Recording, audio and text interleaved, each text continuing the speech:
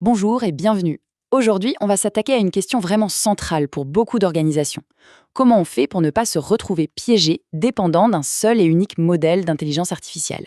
Souvent, le point de départ pour une entreprise qui se lance dans l'IA, c'est cette fameuse question, bon, quel grand modèle de langage, quel LLM on choisit? Et c'est une question légitime, bien sûr.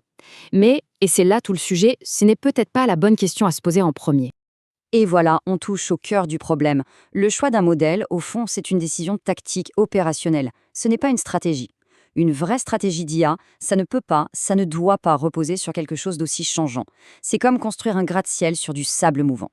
Du coup, si on essayait de voir les choses différemment, la vraie question, ce n'est pas quel est le meilleur modèle, mais plutôt comment on peut bâtir un système qui nous permet de gouverner n'importe quel modèle. Un système où changer de LLM devient un simple choix, une option maîtrisée et non plus un projet titanique. C'est cette idée, cette approche qu'on va explorer ensemble. On commence donc à voir où se trouve la clé. La solution, elle n'est pas dans le modèle d'IA qu'on choisit. Non, elle est dans l'architecture qui va l'héberger. C'est l'architecture qui est la stratégie. La stratégie, elle est codée dans les fondations, pas dans l'ampoule qu'on vient visser dedans. Allez, rentrons dans le concret avec un exemple. L'architecture CIRAG. Le principe de base est à la fois simple et vraiment puissant. L'idée, c'est de toujours privilégier le local. Le système va d'abord essayer de faire tourner le modèle en interne sur ses propres machines avec un outil comme Ollama par exemple, et c'est seulement si c'est nécessaire et surtout si les règles internes le permettent qu'il va aller chercher un service dans le cloud comme OpenRouter.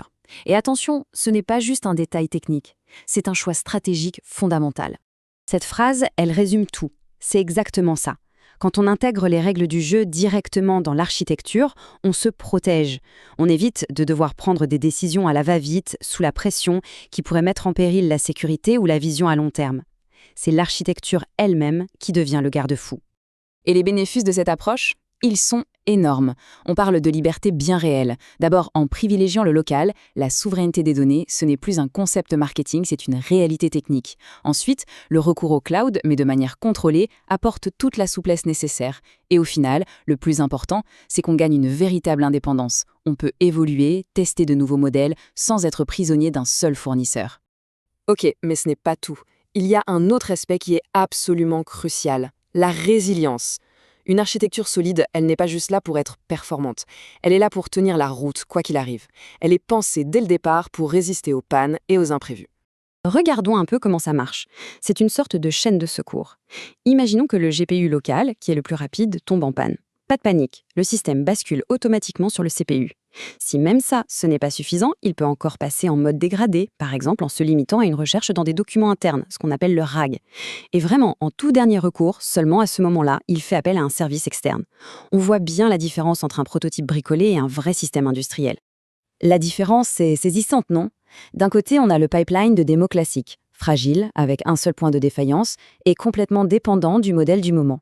Et de l'autre, on a un véritable système d'exploitation pour l'IA, résilient par conception avec de multiples plans B et dont la stabilité repose sur ses fondations, sur son architecture.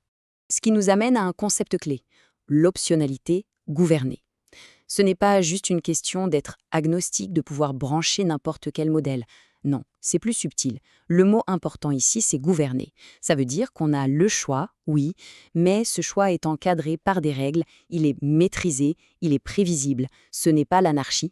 Bon, tout ça c'est bien beau, mais concrètement, qu'est-ce que ça apporte? Quel est l'avantage stratégique de cette approche, que ce soit pour la direction ou pour les équipes techniques sur le terrain? Pour le top management, DSI, RSSI, conformité, les bénéfices sont évidents. On parle d'une véritable indépendance face aux fournisseurs, ce qui donne un vrai pouvoir de négociation. La souveraineté des données devient applicable, pas juste un vœu pieux. On limite énormément le risque de devoir tout changer dans quelques années. Et bien sûr, on est bien mieux préparé pour les futures réglementations. Et pour les architectes, les développeurs, c'est aussi un vrai soulagement. Fini les sueurs froides à cause d'une panne imprévue.